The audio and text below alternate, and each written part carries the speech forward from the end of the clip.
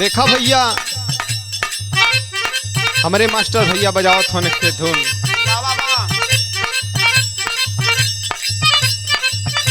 कौनो लड़का बड़ा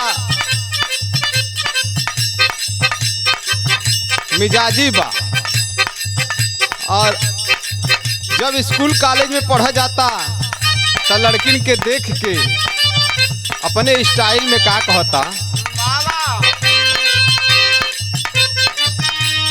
अरे गोरी तोरी चुनरी बा लाल लाल रे, गोरी तोरी चुनरी बा लाल लाल रे, आ रोड पर चले लू कमाल चल रे।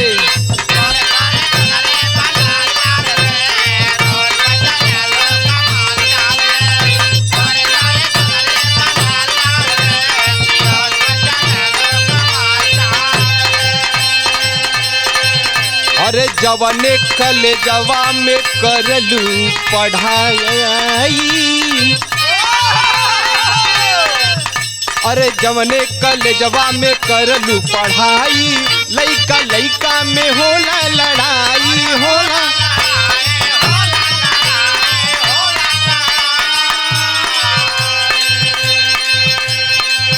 अरे लइका चिल्लाना सब माल माल रे, अरे लइका चिल्लाना सब हाय मान ले, रोड पर चले लू कमाल चल रे।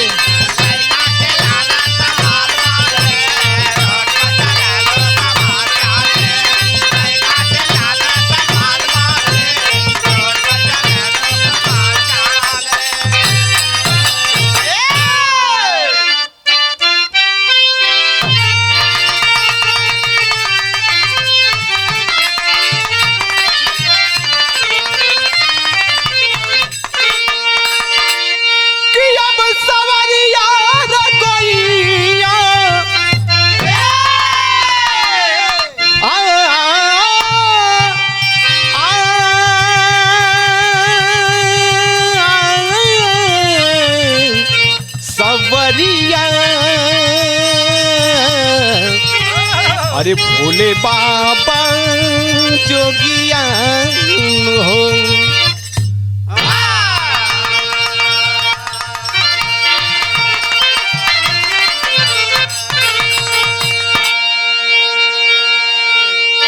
ए भैया हम शरद सरगम फौजी बिरहा लोकगीत गायक आप लोगन के बीच में एक छोटा सा बिरहा प्रस्तुत करे जाती भैया, जौने का शीर्षक बा सात खूनी का आरोपी शबनम और सलीम को फांसी। ई बिरहा भैया हमरे ही चैनल से जाई, आप लोगन से करवध प्रार्थना बा, निवेदन बा कि बिरहा के सुनी, अच्छा लगी तो कमेंट शेयर और लाइक सब्सक्राइब जरूर करिए। आई भैया मास्टर भूमिका के लाइन में।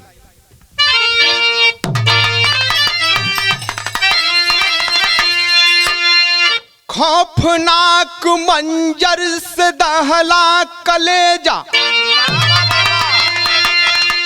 लाहू से लथपथ हुआ अंजुमन, चोट ऐसा जो सदियों भुला ना सके, इश्क के आग में जल गया गुलचमन, 16 का नाम सबनम भला क्यों पड़ा,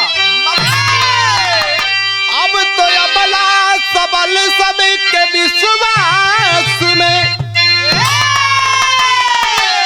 आंसू का आंसू से लिखना पड़ा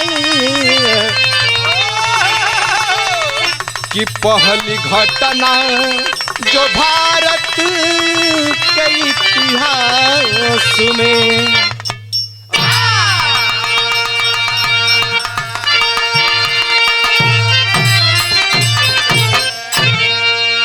ए बाबू, भारत के इतिहास की ये ऐसी पहली भयानक घटना है जो पहले कभी नहीं हुई थी।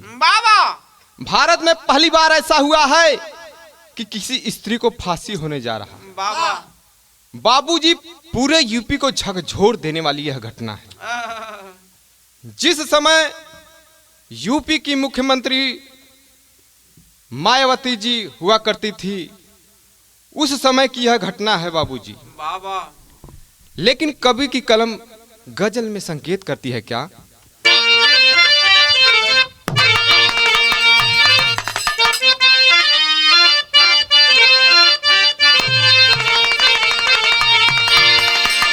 अरे जहां दमी बिकाला,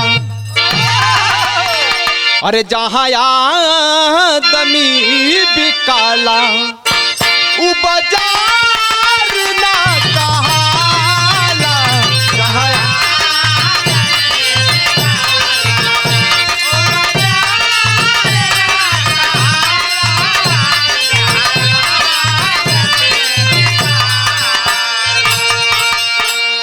लेकिन भाव कितना बढ़िया बा।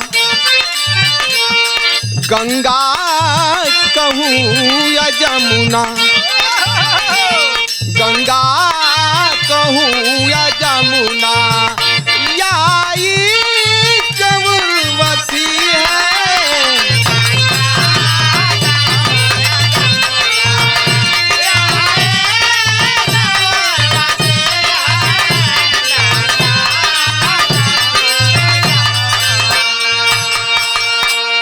ज्वालामुखी से बढ़ के, ज्वालामुखी से बढ़कर, ज्वालामुखी से बढ़ के संवेदना फंसी है।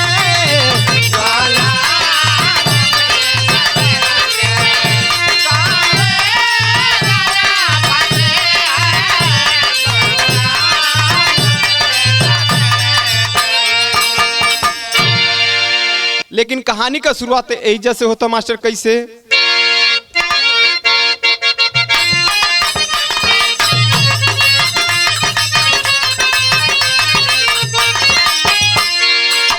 यूपी अमरोहा बावन खेड़ी की हकीकत है, लेक्चरर शौकत साहब का सही नसीहत है।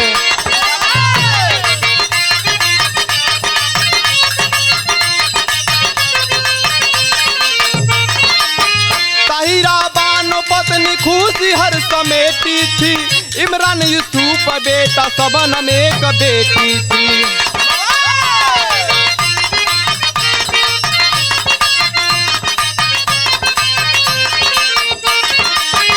इमरान जई पत्नी नाजिया लड़कोर हुई, इमरान जई पत्नी नाजिया लड़कोर हुई, सलोना पुत्र पाके नाजिया विभोर हुई।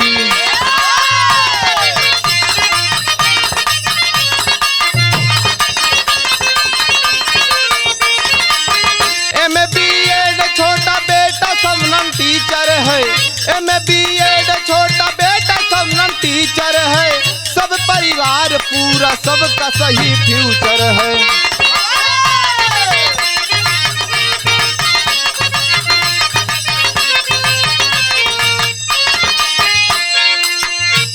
लेकिन कहानी समझना भैया, बिरहा सुनने वाले भैया लोग, बाबू लोग, ये कहानी यूपी अमरोहा जिला के बावन खेड़ी गांव कहो। वही गांव के रहा वाला शौकत साहब, पत्नी ताहिरा बानो, दोनों जने का 3 संतान हुवन, जिसमें 2 बेटा 1 बेटी। बड़ा बेटा बीटेक करके प्राइवेट कंपनी में जेई के पद पर कार्यरत है, जिसका शादी नाजिया से हुई है, और जेकर एक छोटा बच्चा भी बा। और दूसरा बेटा यूसुफ, जिसकी शादी नहीं हुई है, जो MA और B.Ed किया हुआ है। और बिटिया सबनम BA करके BTC करके गांव के पास वाले ही प्राइमरी पाठशाला में शिक्षा मित्र में अध्यापिका के पद पर कार्यरत थी। लेकिन एक धूल लगल मास्टर, कौन?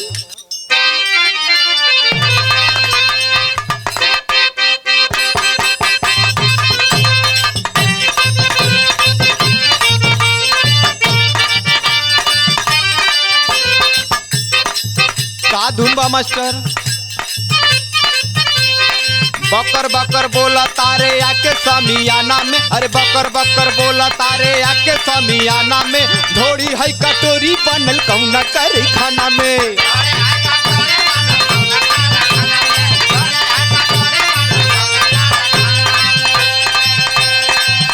यही ढोड़ी के सभे दीवाना बा, एकरा नीचे शहर लुधियाना बा।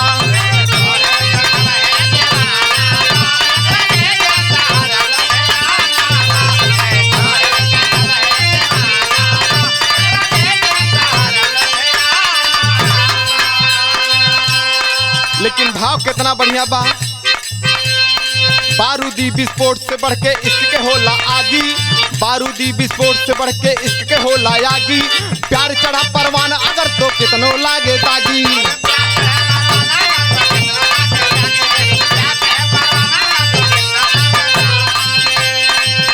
उह सबनम सलीम की दीवानी बा, उह सबनम सलीम की दीवानी बा, खून खंडर में सानल जवानी बा।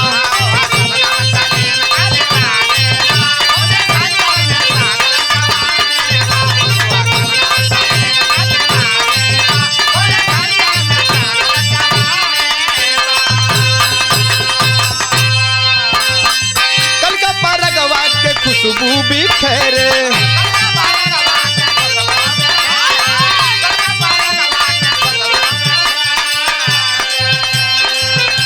दीवाना भबरवा भी है रे।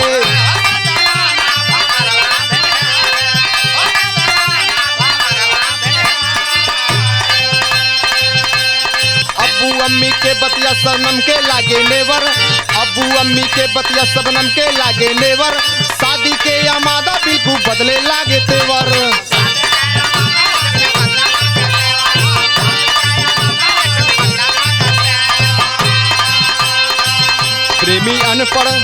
प्रेमी अनपढ़ सबनम के नादानी बा, खून खंजर में सानल जवानी बा।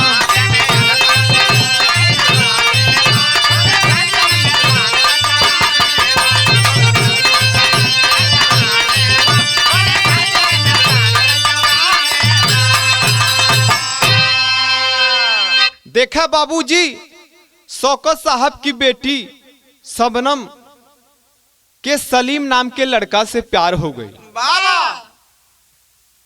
जवन की सबनम के बगलवा वाले गांव में मुर्गा मछली का व्यवसायी बा। दोनों में प्यार भइल, नैना चार भइल, और दोनों शादी के बंधन में बंधे बदे जिए मरे का वादा करे लगलन। ई बतिया जब कौनो तरह से माई बाबू के पता चलल बा तो बड़ी झटका लगल। बाबूजी सोचा लगलन कि हम अपने बिटिया के इतना दुलार प्यार से पलली पढ़वली लिखवली, बीटीसी करा के शिक्षिका बनौली, और हमार बेटी ऐसन कदम उठाई कभो सोचले ना रहली। बाबू इनकार कर दिलन लोग। लेकिन इश्क का बुखार ऐसा होला भैया कि चढ़ जाला कपारे पत उतरत नहीं। यही से कहल गई हो, दिल लगे दीवार से तो परी क्या चीज है। आई मास्टर एक गीत लगल। एही पार गंगा माई ओही पार जामुना हो,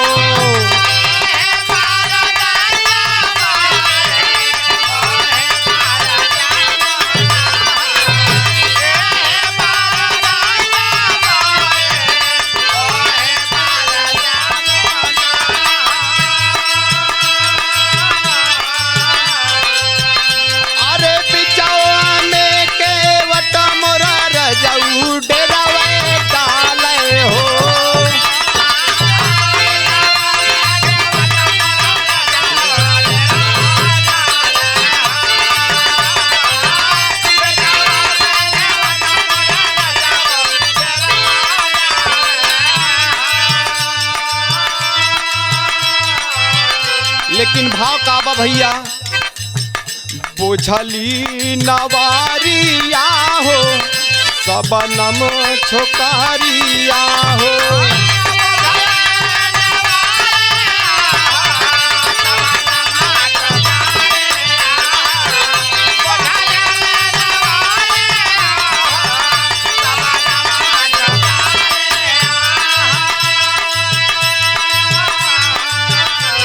अरे लेके गौरी पापा के गठरिया ढोए हो।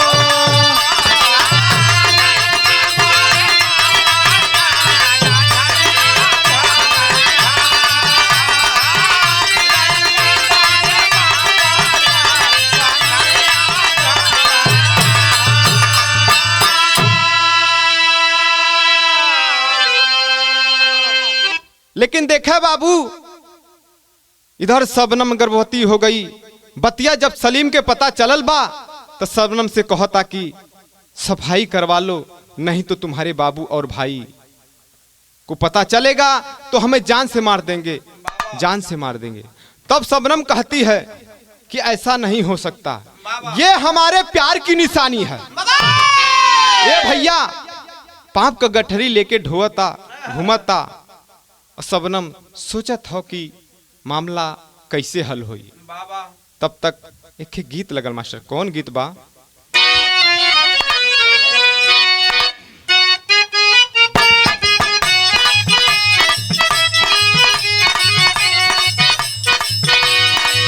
पहली रात पायल तोड़ला, दूसरी रात बाली हो।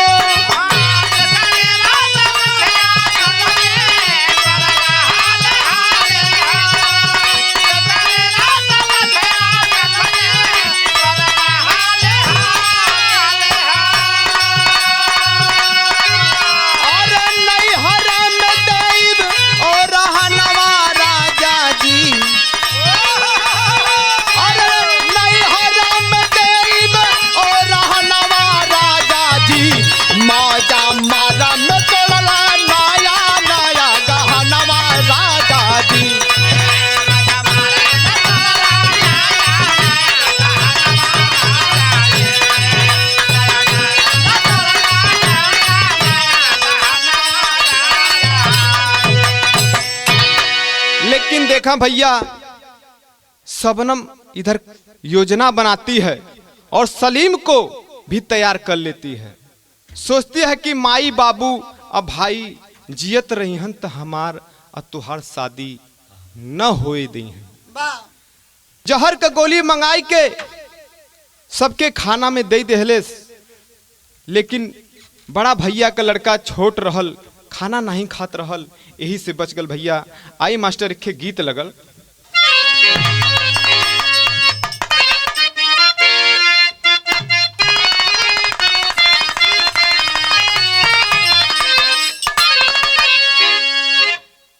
कि हम प्रीतिया करतिया न जनली, अरे हम प्रीतिया करतिया न जनली कि जिंदगी जवाल हो गई।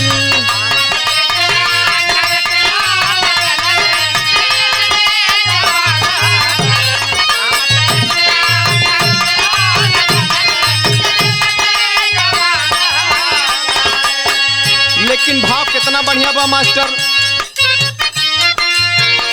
जहिया अम्बेडकर के जन्मवा, जहिया अम्बेडकर के जन्मवा, कानूनवा के खून हो गई।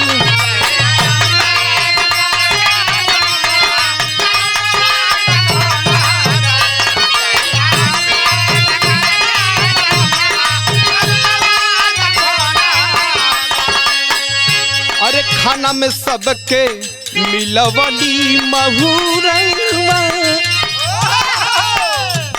अरे खाना में सबके मिलवली महुरवा, आय साली मया धीरा तैयरवा,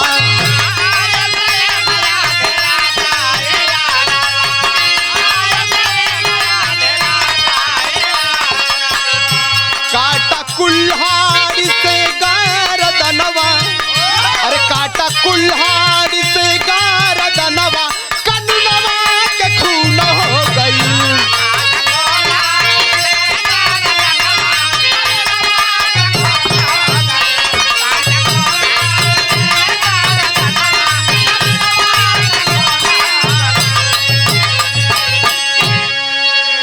ए बाबू, सबनम जब जहर दे देले रहल तो ओके विश्वास नहीं बा कि हमरे परिवार वाले मरल हुन की नहीं, तो अपने प्रेमी के फोन करके बुलैले टंगारी लेके। प्रेमी आयल तो सबनम गेट खोलले बा, गेट खोललन तो पूरा परिवार जहर खा के बेहोश पड़ल बा। तब तक पपिनिया के ऐसा लगल कि कहीं केहू जिंदा न हो। ए बाबू, प्रेमी से कुल्हाड़ी लेके अपने ही हथवा से अपने परिवार के सभी सदस्य के बोटी बोटी कह देहले, बोटी बोटी कह देहले बाबू। फिर टंगारी अपने प्रेमी के दे देले और प्रेमी टंगारी के बगलवा वाले तालाब में फेंक के चल गई।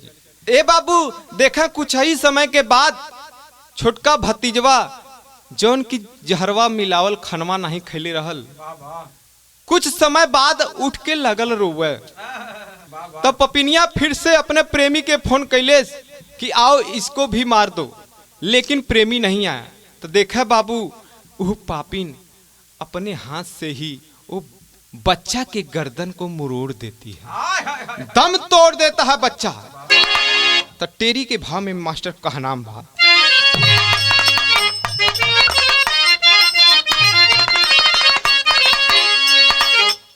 अरे पीरितिया सात खूनी बन गई, अरे पीरितिया सात खूनी, हो पीरितिया सात खूनी बन गई, डायन बनी सिचकाए अपने का मौतिया। पीरितिया सात खूनी बन गई, सबनम से सबनम शर्मिंदा, अपनों को चाकू मार रही, जहर से शायद जिंदा हो कुल्हाड़ी से करवार रही। ए बाबू, ओ पापिन के अबहियों विश्वास नहीं बा कि हमरे घर वाले मर गल हुआ। सलीम को घर भेज दिया, जिसको करती वो प्यार रही, कत्ल किया है चोरों ने आधी रतिया चिघार रही। ए बाबू, वो पापिन कुल्हाड़ी से अपने पूरे परिवार के मार देले बा, और रात के चिल्ला चिल्ला के राग कढ़ा के रोवता कि हमार चाचा डकैत बुलवाई के हमरे पूरा परिवार के मार देलन। तो आई मास्टर एक गीत लगल कौन,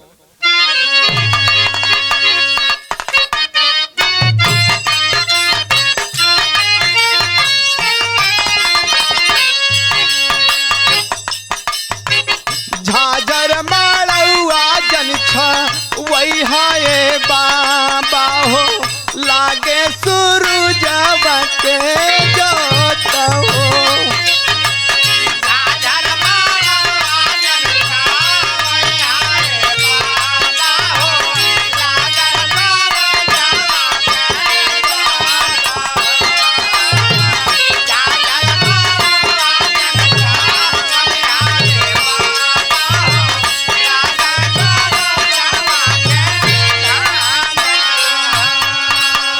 लेकिन भाव का बा, मुख्यमंत्री बहिन जी के भैली आवा नावा हो, जुटल प्रशासन भैली भोर हो।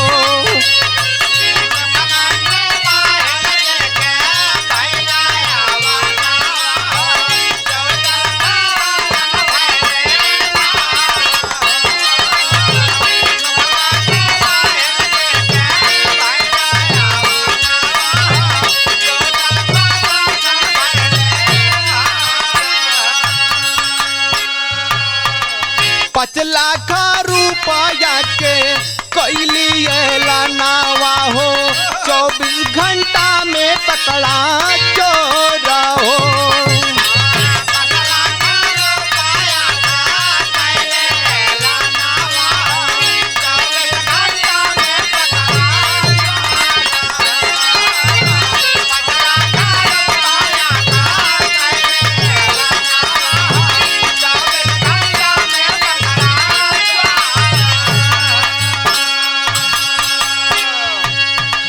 डीएसपी आरपी गुप्ता रोक देहल चेकावा हो बहंजी से काहे कर जोरा हो।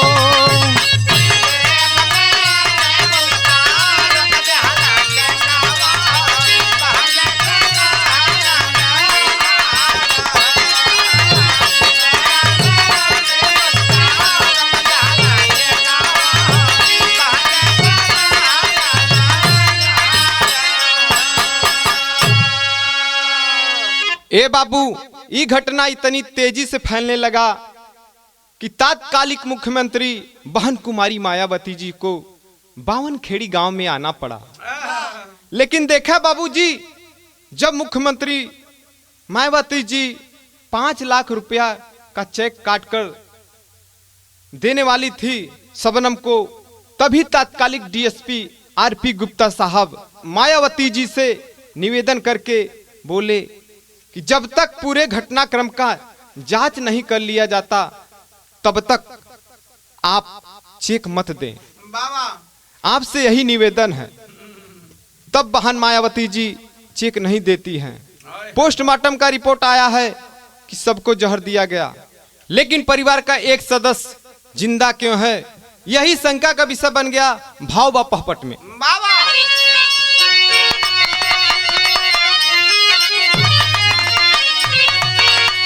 शबनम हम पर रहली प्रेम दीवानी सातो प्राणी के, शबनम हम पर रहली प्रेम दीवानी सातो प्राणी के, जहर खिया के काटेली मनमानी सातो प्राणी के।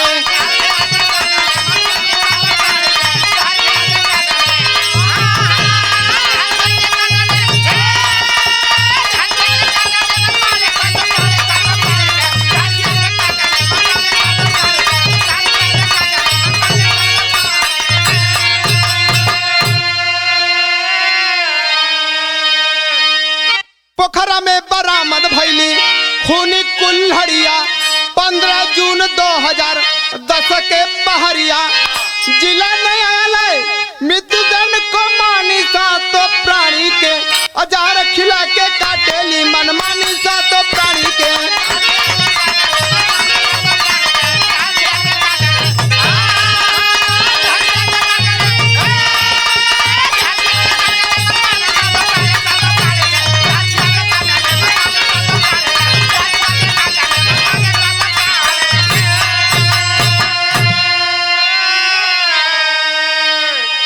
ए बाबू, सलीम को पुलिस गिरफ्तार करके लगी मारने पूरी सच्चाई बता देता है।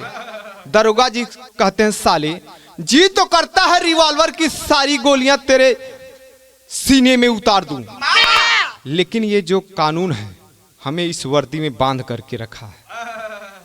देखा भैया, पापी अफसोस करता रोता अपने करनी पर। तब तक पुलिस सलीम को लेकर शबनम के पास आई। शबनम बात को बदलना चाह रही थी। तब सलीम बोल दिया कि शबनम, मैं पुलिस को पूरी सच्चाई बता दिया हूं, प्रशासन को पूरी सच्चाई बता दिया हूं। तब शबनम सरेंडर हो गई। पापिन आल्हा लगन मास्टर बिरहा में।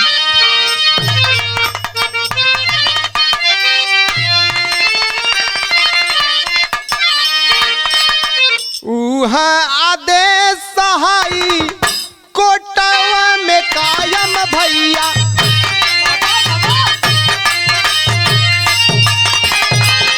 कायली रिवीजन सुप्रीम कोर्ट वही में जा।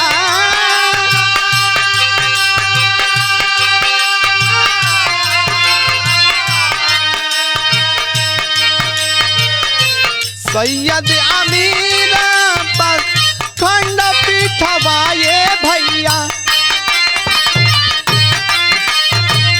सबनम सलीम के कहे लाला जवा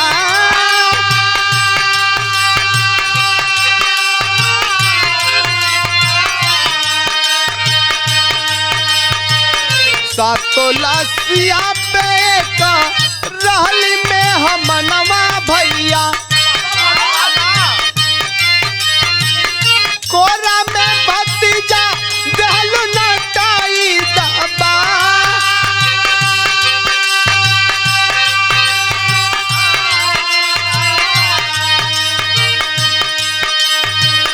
तीनों कोटवा में फांसी भैली मकर्रर भैया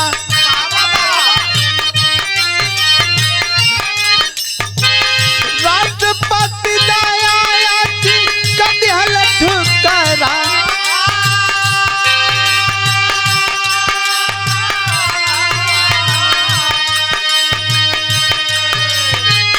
प्रणव मुखर्जी कहे माफी नहीं मिली है भैया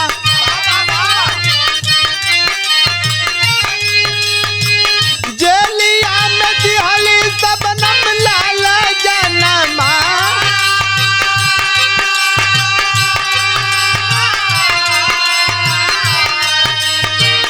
10 साल उम्र जेकर ताजा बाटे नमवा भैया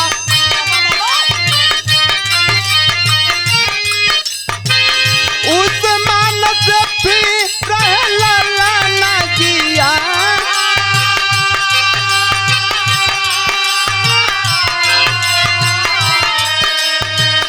लाला ना के ढाल नावली पपिनिया भैया पुनर्विचार दया चिका लगा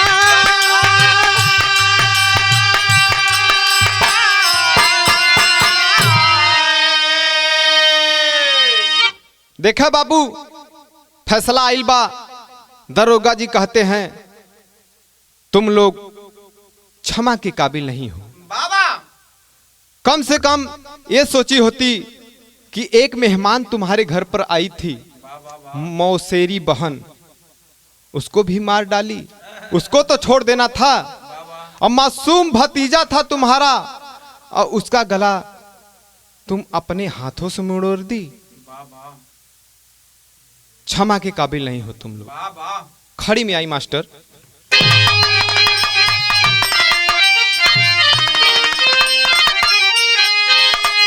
अरे खून सबनम जेल में बहावयसिया जो है बावन खड़ी गांव कैया होई फसिया।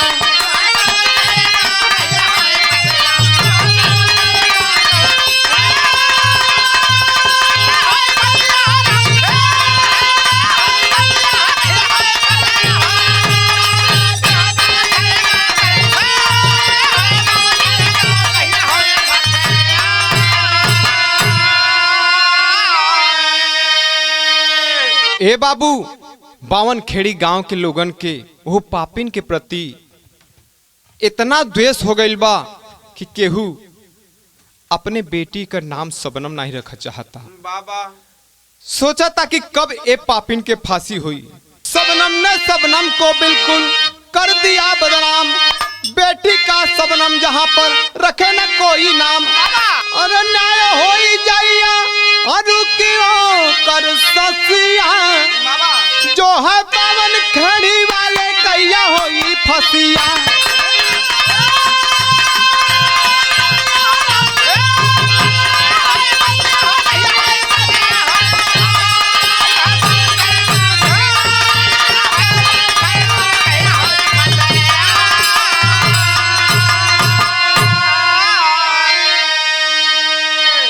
देखे बाबू, वो पापिन आज भी जेल में बंद बा। अपने बेटवा के दिखा के दया याचिका लगावत बा बार बार, लेकिन सभी जगह से दया याचिका खारिज हो जाता है। अंततोगत्वा कहानी यही समाप्त होती है। आए गुरु घराने का परिचय। गुरु बिहारी गुरु गणेश चंद्रिका ज्ञान की धूरी, सात खून पे आंसू बहाते अशोक सत्तन पूरी।